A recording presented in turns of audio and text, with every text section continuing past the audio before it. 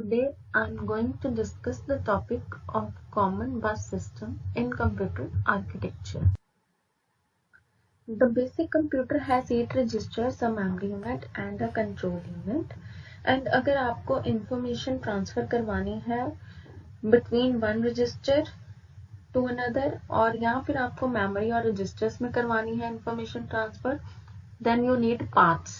Path के through वो information transfer होगी. But the outcome is that कि वायर्स इतनी ज्यादा एक्सेसिव हो जाएंगी इतने सारे कनेक्शंस के साथ कि आपके लिए मैनेज करना डिफिकल्ट हो जाएगा. सो इंफॉर्मेशन को ट्रांसफर करने के लिए हमारे पास जो स्कीम है दैट इज कॉमन बस. अब यहाँ पे आप देखिए कॉमन बस के अंदर आपके पास मेमोरी यूनिट है, then you have AR, then comes PC, then your DR register, then is AC register, then input output register,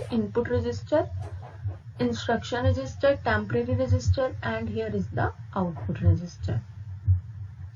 और हर रजिस्टर के साथ आप देखिए 3 कंट्रोल सिग्नल्स जो है वो एसोसिएटेड है, लोड, इंक्रीमेंट एंड क्लियर. अब इनका पर्पस क्या है? जो आपका लोड कंट्रोल सिग्नल है वो लोड करेगा जो भी कंटेंट बस से आएंगे उसको रजिस्टर पे लोड कर देगा, और तभी लोड करेगा जब लोड की जो स्टेट है वो हाई होगी. हाई मतलब when load is equal to 1. Then next is clear. Clear का पर्पस ये है कि वो रजिस्टर को क्या कर देगा? क्लियर कर देगा. जो भी कंटेंट्स होंगे दैट विल बी क्लियर्ड और इसकी भी वैल्यू हाई होनी चाहिए, that is clear is equal to 1. Next is your increment. Increment का पर्पस क्या है? That it increments the value of register. Increment कर देगा जो भी वैल्यू होगी रजिस्टर की, तब करेगा जब इसकी वैल्यू जो है वो हाई होगी, that is increment is equal to 1. So next you can see in this diagram that there are right and read control signals are associated with the memory unit. अब उनका क्या पर्पस है?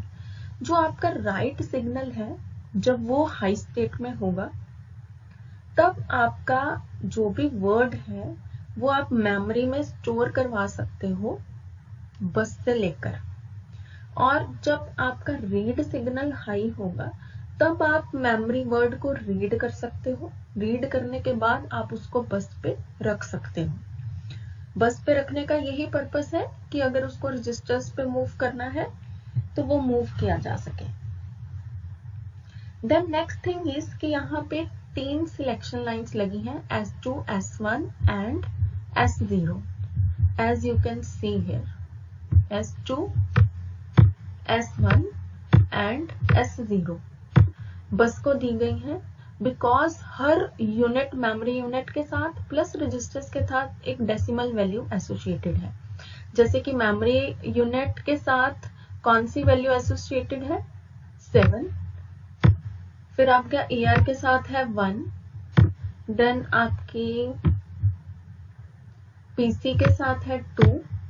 Then DR के साथ है 3. AC के साथ है 4. IR के साथ है 5 एंड TR के साथ है 6. And you know the binary code of 7 is 111. तो जब सिलेक्शन लाइंस की वैल्यू 111 होगी तब आपका मेमोरी यूनिट जो है उसकी सिलेक्शन होगी. उस टाइम पे मेमोरी जो यूनिट है आपका वो अपनी 16 बिट जो उसकी आउटपुट है उसको बस पे रख सकता है.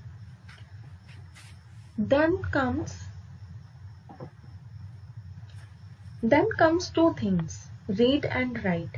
मेमोरी जो है अपने कंटेंट्स को रिसीव करेगी जब उसकी राइट इनपुट एक्टिवेटेड होगी as I told you earlier, और अपने कंटेंट्स को प्लेस करेगी बस पे, इनपुट एक्टिवेटेड होगी. Then similarly for 1 you have 001, so the selection lines value must be 001.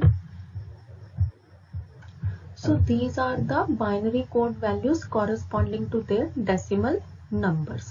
So next thing is we have 4 registers, that is DR register, then is your DR register. Next is your AC register. Next is your IR register. Next is your TR register. These all registers are of 16 bits, and you have two registers, AR and PC register. They both are of 12 bits each. And the next thing is input register and output register. Input register and output register are both of 8 bits each. The next thing is the input and output registers have 8 bits each and communicate with the 8 least significant bits in the bus. जब भी उनको communication करना है तो वो अपनी 8 least significant bits को ही use करेंगे. जो आपका इनपुट रजिस्टर है वो is connected to provide information to the bus. वो बस को इंफॉर्मेशन प्रोवाइड करेगा, लेकिन जो आउटपुट रजिस्टर है वो इंफॉर्मेशन रिसीव करेगा. और वो रिसीव किसके थ्रू करेगा? Through the AC register. As you can see it is connected with the AC register, output register. See, this is the line. And as you can see, the arithmetic logic unit is here, adder and logic. It is connected to the AC. और जो आपका AC register है उसको 3 inputs आ रही हैं. One set of input is coming from DR register. Next set of input is coming from the output of AC register itself. ये वाला, this one, and third one input is coming from the input register. So 3 inputs it is taking, and the purpose of using E is your AC extended bit. In case there is some extra bit, carry bit like, so that is stored in your E bit, which is your extended bit. The next thing to see is the memory unit has 4096 words into 16, and it is connected with the AR register here. And AR register is of 12 bits, while here you have 16. So when the data gets transferred, तो आपकी जो 12 least significant bits हैं वहां से data transfer होगा register में, और जो 4 बिट्स रह जाएंगी उनको आप क्या सेट कर दोगे? 0. They are set to 0. The next thing is जो आपका आउटपुट आ रहा है from the AC and which is becoming input to AC, उसका पर्पस ये है कि उसके साथ आपके रजिस्टर माइक्रो ऑपरेशंस इंप्लीमेंट होंगे. लाइक कॉम्प्लीमेंट अगर आपने करना है AC के कंटेंट को तो उसके लिए ये चीज एप्लीकेबल है. द नेक्स्ट थिंग इज जो आपके DR से कंटेंट आ रहे हैं AC में, वो मिलके आपके arithmetic and logic micro operations को इंप्लीमेंट करेंगे. जो आपके ये आ रहे हैं DR से content to the AC, they are used for doing performing arithmetic and logic micro operations.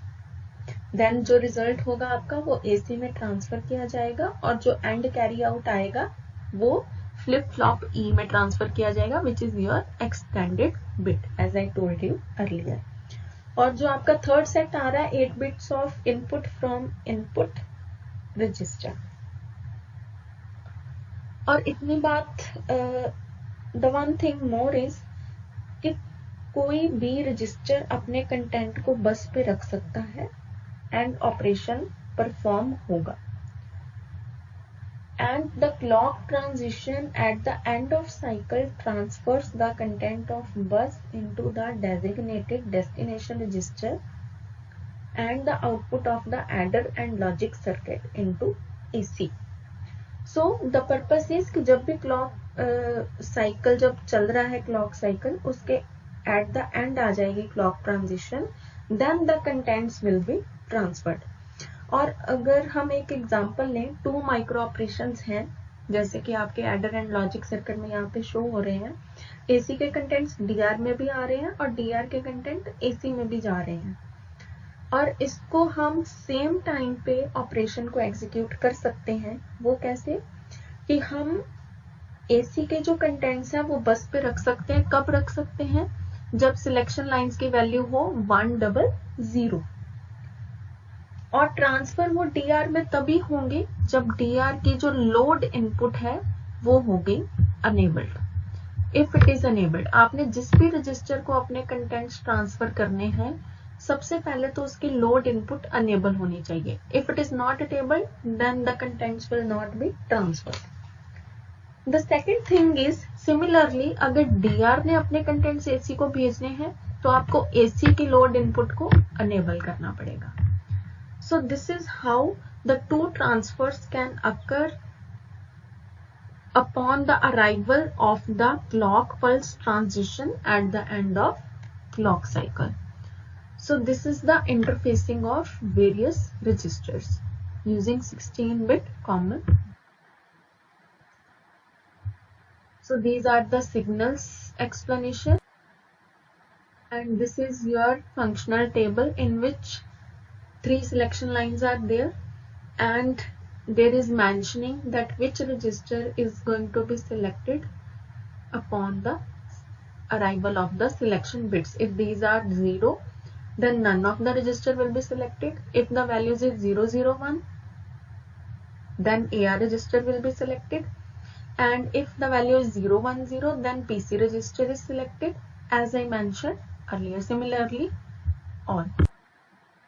So this is all about the common bus system, showing the interfacing of various registers. Thank you for watching, and don't forget to like and subscribe the SAM Quick Learning channel. Stay tuned for the further videos.